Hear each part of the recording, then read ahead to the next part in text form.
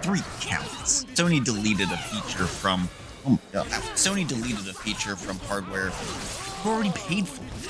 No warning, no compensation, no choice, except the update. Lose access to the PlayStation. 2 years later, the network itself went dark for 23 days. 77 million accounts were compromised. Sony's response? Delayed, corporate, insufficient. Like every other response nowadays.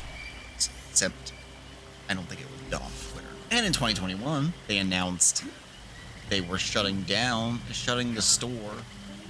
Every digital game, every DLC pack, every purchase, gone. 3 counts. 1 subject, PlayStation 3.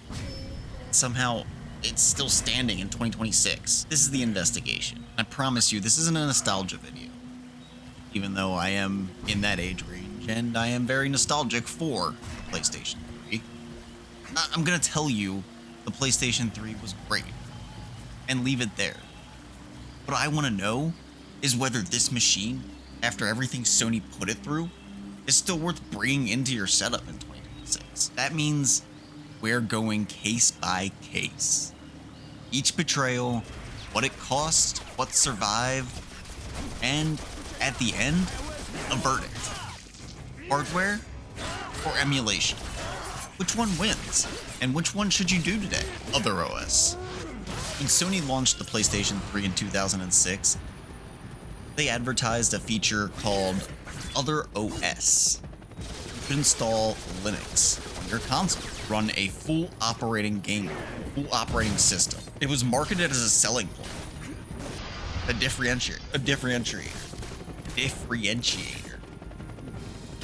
Wow. George Holtz changed that in January 2010. George Holtz changed that in January 2010. He used the Other OS feature as a vector, found an exploit, got got access. Sony's response was immediate and permanent. Firmware 3.21.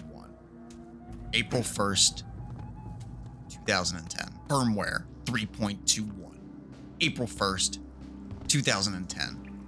Other OS deleted remotely from hardware you own.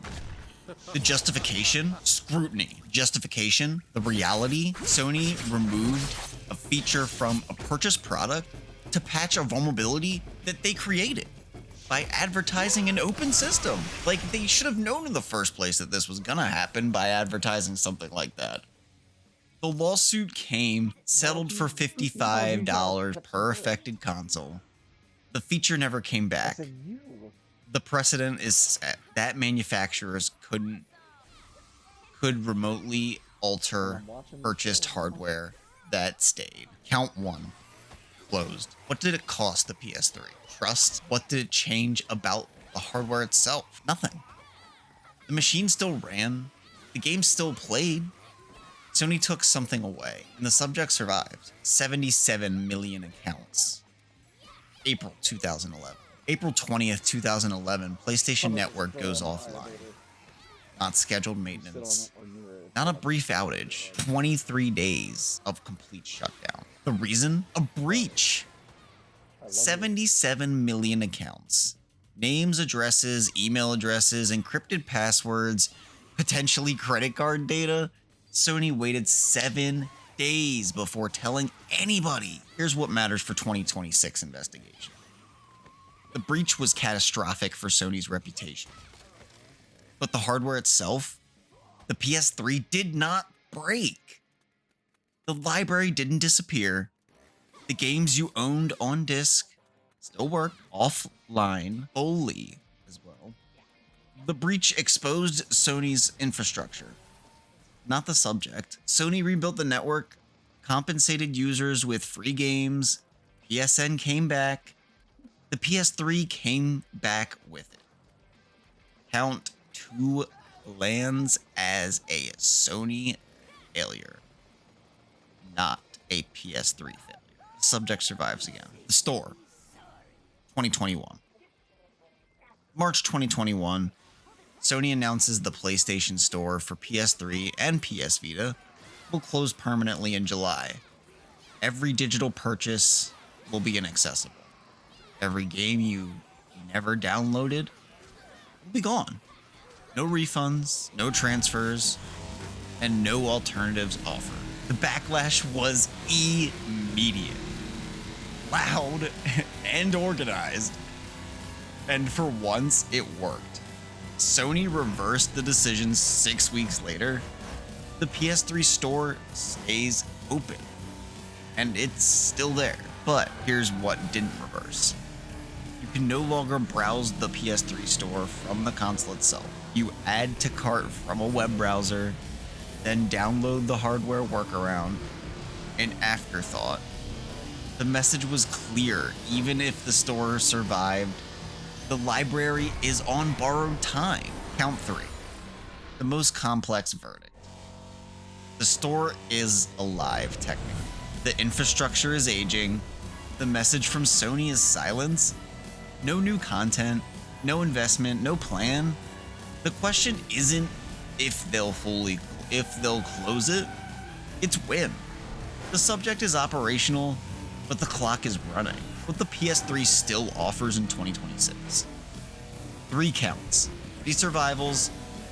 Now let's talk about what the subject actually brings to the table in 2026, aside from being alive after being shot 3 times. The library of 4,000 titles, hundreds with no ports, no remaster, no PC release, Demon's Souls, the original, not the remake, the original, Valkyrie Chronicles before it was on everything, 3D Dot Game Heroes, Folklore. These games exist on one platform. This one, the PlayStation 3, the one we're talking about. The hardware price. A PS3 Slim is clean condition.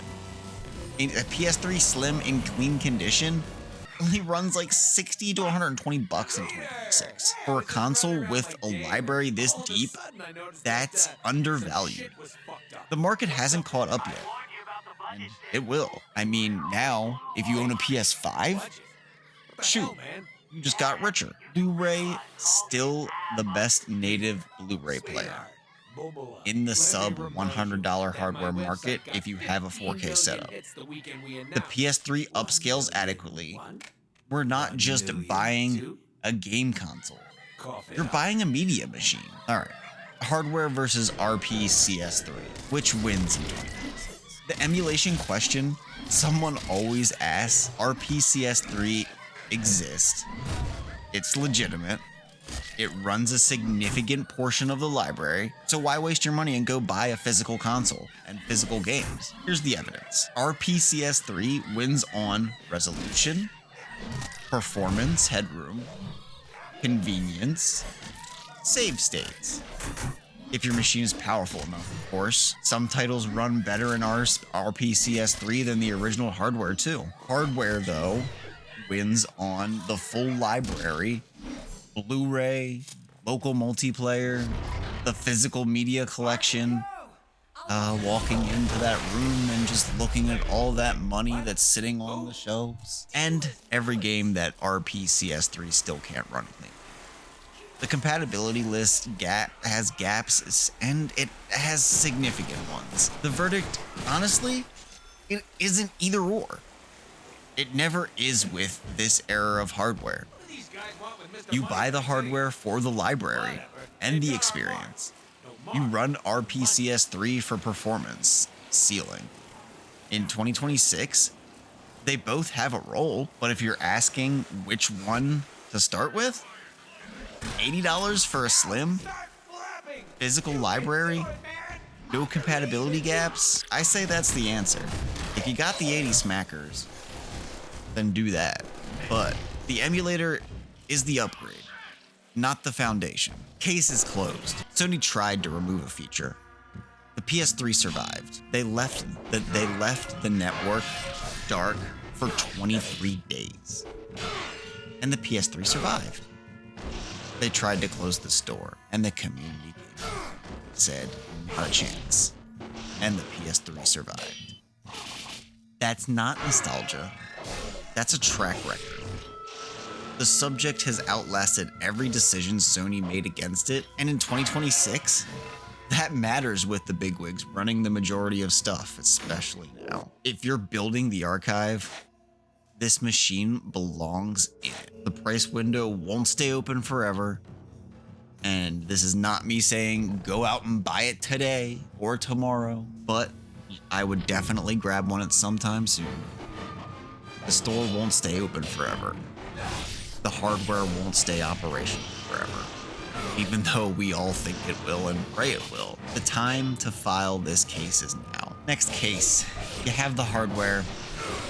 Now you need to know how to rip your PS3 library before Sony makes the decision. Learn how to back up your games in a different video that I'll do in the future. Case closed. Filed.